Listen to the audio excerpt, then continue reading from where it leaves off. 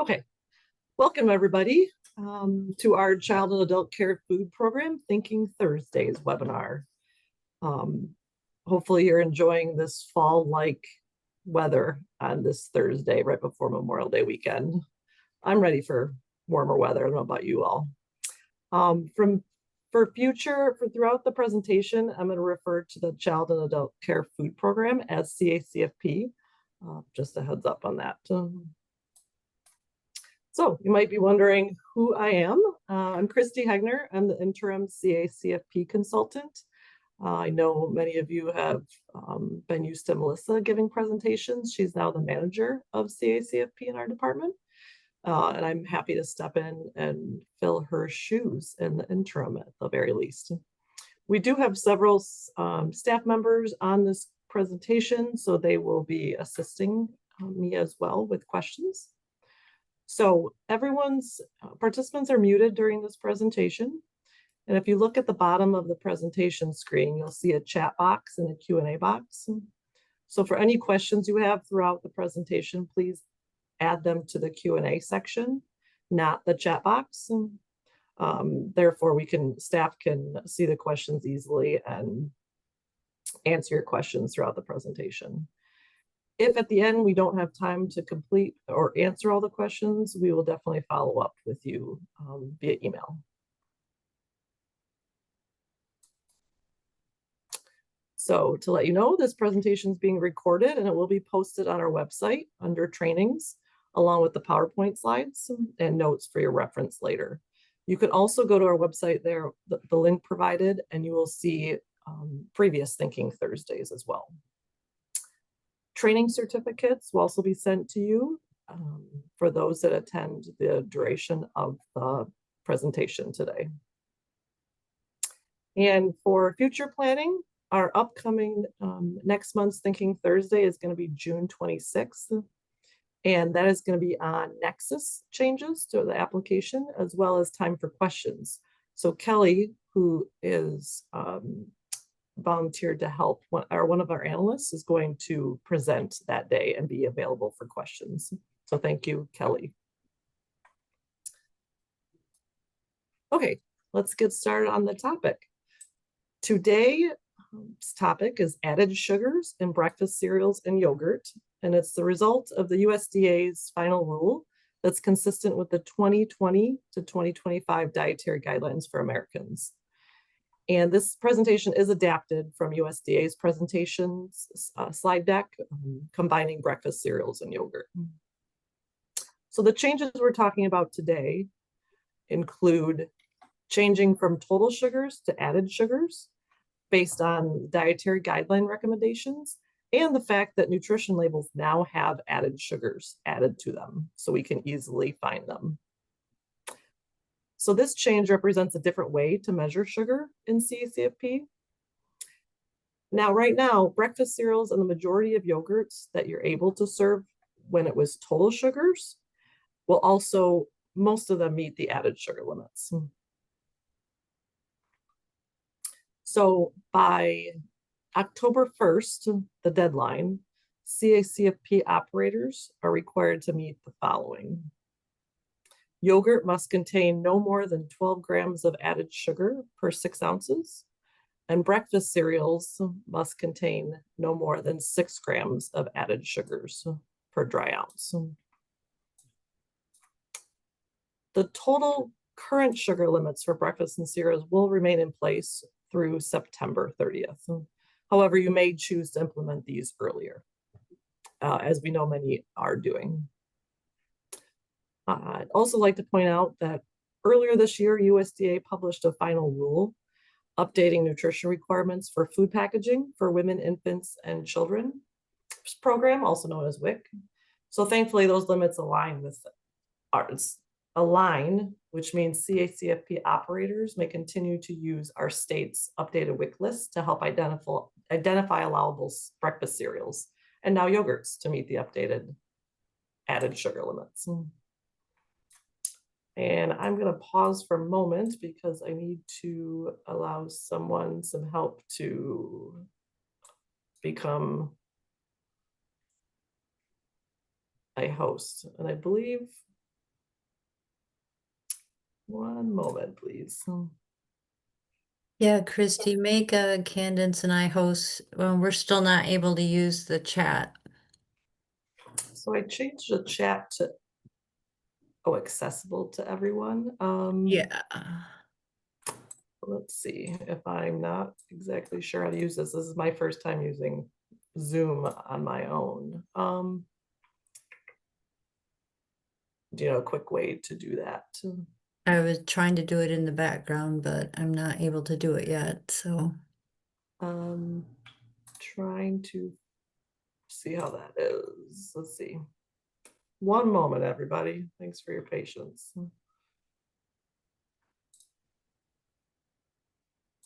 I don't see you even listed.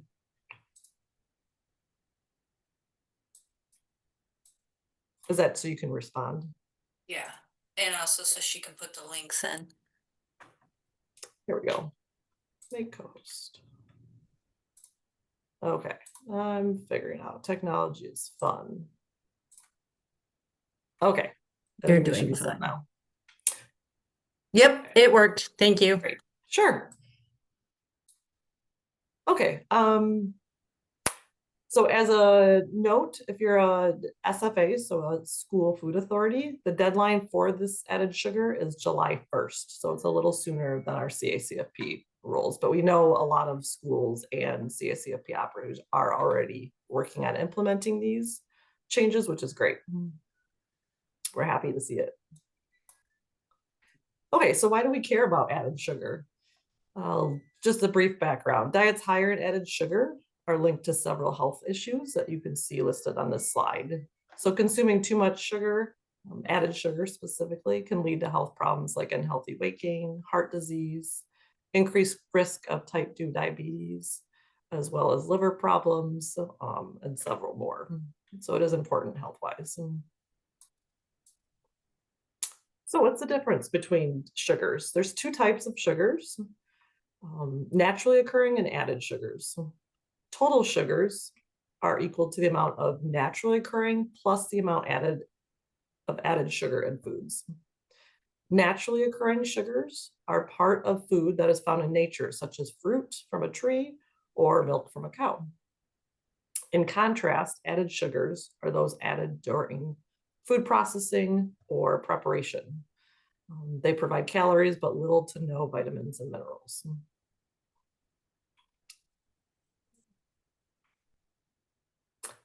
Okay, as mentioned earlier, October 1st is the deadline to implement these changes.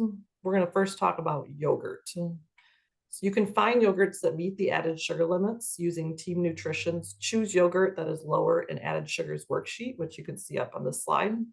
And that will be part of the focus of today's presentation. You should see the link soon added to the chat. I see it actually added right now.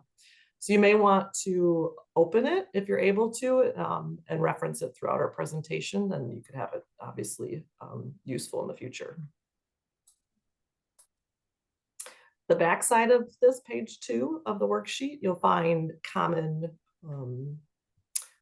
serving sizes for yogurt as listed on nutrition labels. So I wanted to point that out as well.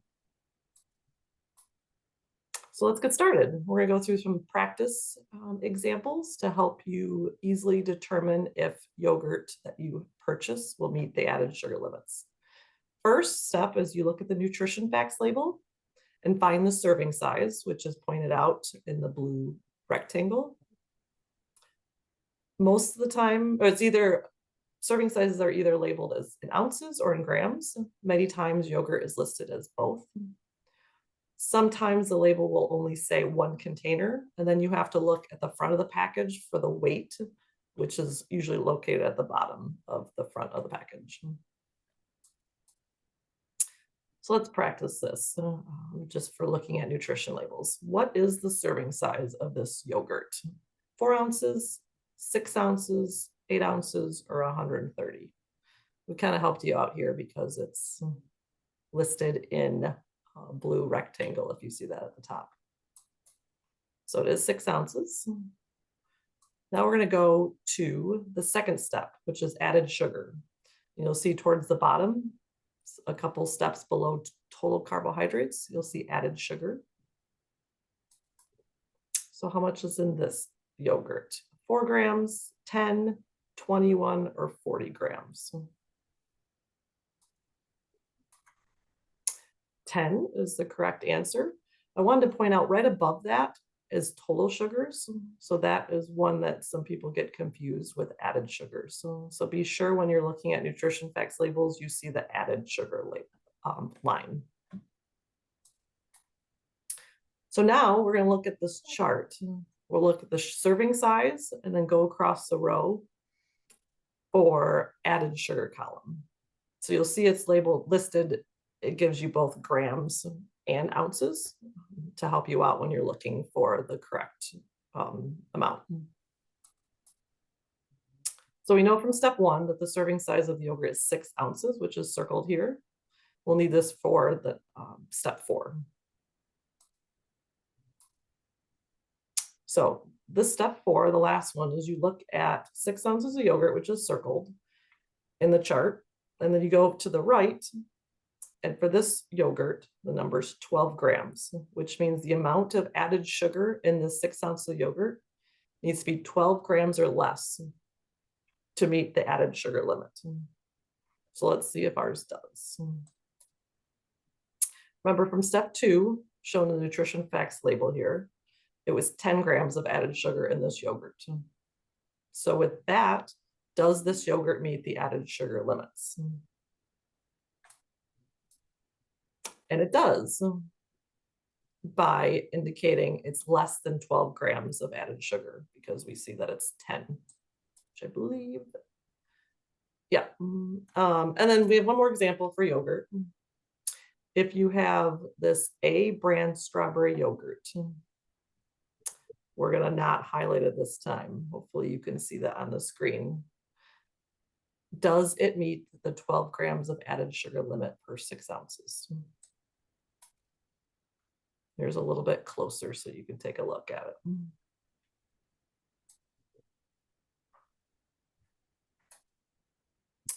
The answer is no. The A brand strawberry yogurt is not credible because it does not meet the added sugar limit. If you notice, it says 13 grams of added sugar. And from the chart that we previously looked at, it cannot have more than 12 grams.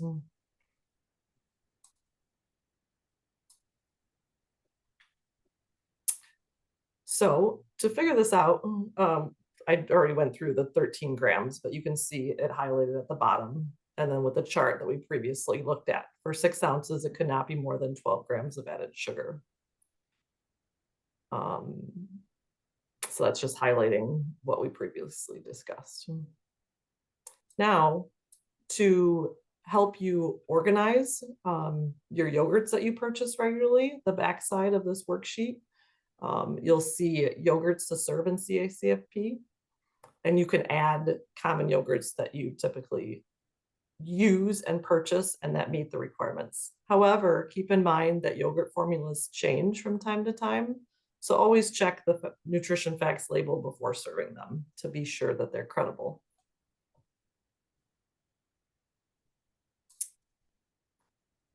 Okay, now the second half is breakfast cereals. So as of October 1st, same as yogurt, breakfast cereals must meet the added sugar requirements. One way, which is nice, like I mentioned earlier, you can use the WIC food list to be sure those on the WIC food list qualify for the added sugar limits, which is great. You can also find cereals using this Team Nutrition's Choose Breakfast cereals that are lower in added sugars worksheet, which we'll be going over a few examples as well, like we did with yogurt. You can also find this worksheet on the website, USDA's website, and they're being added to the chat now as well. I did want to mention there is another worksheet that is similar to this. It's just helps, it's another way to figure out the added sugar amounts. And the name of that is Calculating the Added Sugar Limits for Yogurt in the Child and Adult Care Food Program. So very similar to the one that we're going over today. I feel like this one is a little simpler to follow than the one that the other option, but both are fine to use. Okay. Sorry, hold on one moment. I lost my page. Okay. So as you can see, if this looks familiar to many of you, it likely does, the Michigan WIC Food Guide. We will have a link in the chat as well to this, and you can find it on our michigan.gov website. And that's updated fairly regularly, and it will have the added the limits as well with appropriate cereals.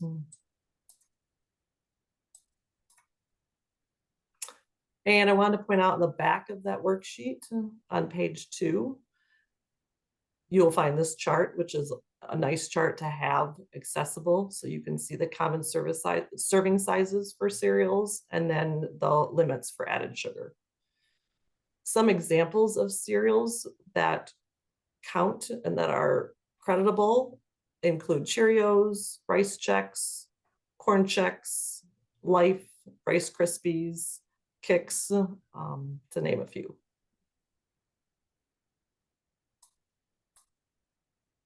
Okay, similar to determining if yogurt meets the added sugar requirements, we'll do the same 4 steps for breakfast. So these are the 4 steps listed out just for your reference, but it'll be the same steps that we went through using yogurt. So step 1, first find the serving size, typically in grams or cups. And we'll be using this worksheet for our examples in the amounts of grams today. So take a look at this nutrition facts label. What is the serving size of this cereal in grams? 15 grams, 30 grams, or 5 grams?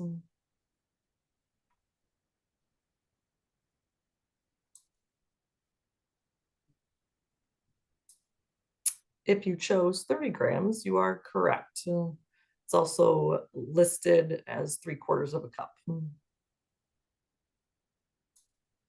Now, once you find the serving size, step 2 is looking at the added sugar line on the nutrition facts label.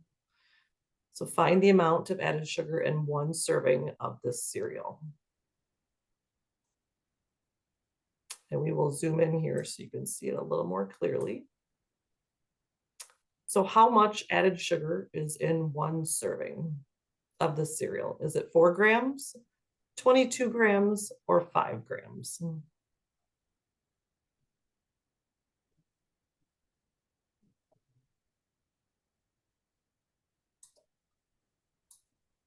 If you said 4 grams, you are correct. There are 4 grams of added sugar in this 1 serving of cereal. And please note, if you look above the added sugar, some of you may have been confused and saw total sugars for 5 grams. Just a reminder to make sure you're looking at the added sugar amount.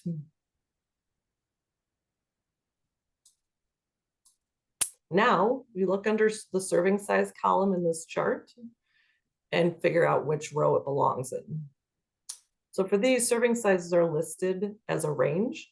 So you need to find the range for the serving size of your cereal. And so let's remember in step 1, we determined the serving size of this cereal is 30 grams. So we're going to try it out. So if serving size for a cereal is 30 grams, which row of the chart would it belong in? I'll give you just a few seconds to find the row.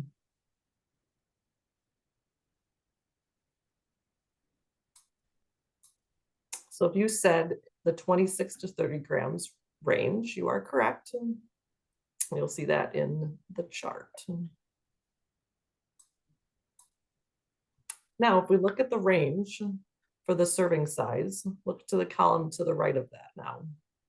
This column tells you the maximum amount of added sugars that the cereal can contain to meet the added sugar limits for cereals in CACFP. So for a cereal that has a serving size of 26 to 30 grams, the maximum amount of added sugars it contains, and to meet the added sugar limit, is 6. And you can see that together here. So is this cereal credible? Does the cereal meet the added sugar limits for breakfast cereals?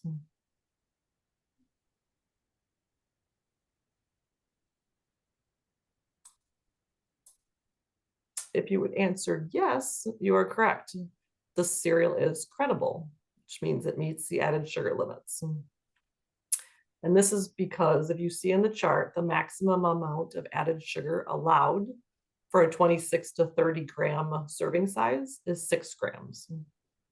The cereal we were referencing only had 4 grams of added sugar, and it in turn is below the limit of 6. So therefore, this is a credible breakfast for CACFP.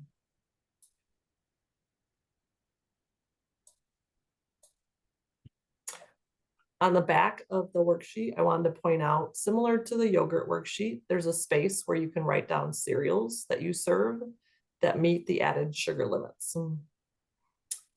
And then you can record the common cereals that you have checked and that you serve regularly. Just like yogurt, however, be mindful that the cereal formulations can change from time to time. So definitely check the nutrition facts label before serving or purchasing those cereals, because we definitely want you to purchase credible cereals and have them reimbursable.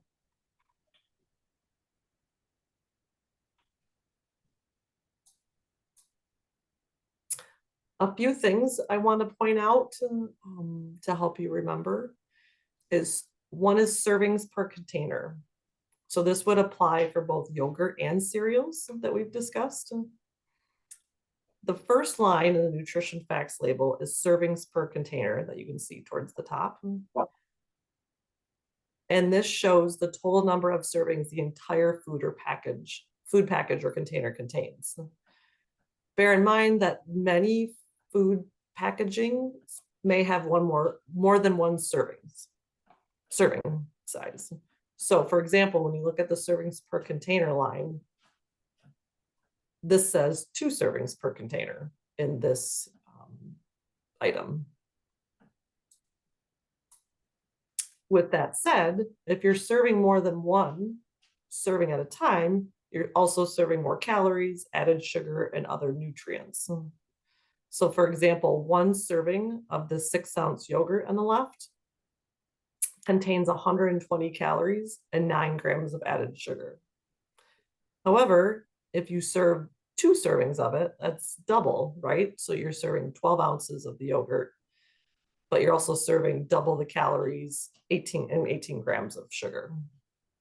So just be mindful when you're looking at nutrition facts label and the amount that you're serving, because it can add up quickly. And that, my friends, I went through fairly quickly. I apologize if that was too quick. This is my first go at this. We have plenty of time for questions. If you have any, please feel free to add them to the Q&A box. I was going to take a look to see if we have any.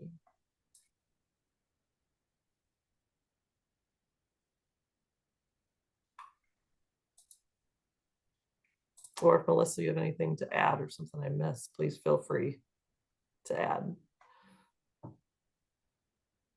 Nope, I think a lot of our participants are already been pretty compliant with the total sugars. So the added sugars is just a slight tweak. So one thing I do want to mention, and I apologize if you did mention it, that the one good thing about the added versus the total sugars is that cereals with dried fruit will most likely be creditable under the added versus the total sugars because they are a natural sugar. And so the cereal, the raisins or cranberries will not count against the cereal with the added sugar guidelines. So that does open up a few more varieties for us in our meal pattern. Thank you for pointing that out. I did not mention that. It's definitely important to recognize, and it's great. Thank you, Melissa. Yeah, I think that's awesome. That gives us a few more cereals that we can add to and get in some fruit, a little bit more in the breakfast at breakfast time or snack time. Yes, we like options.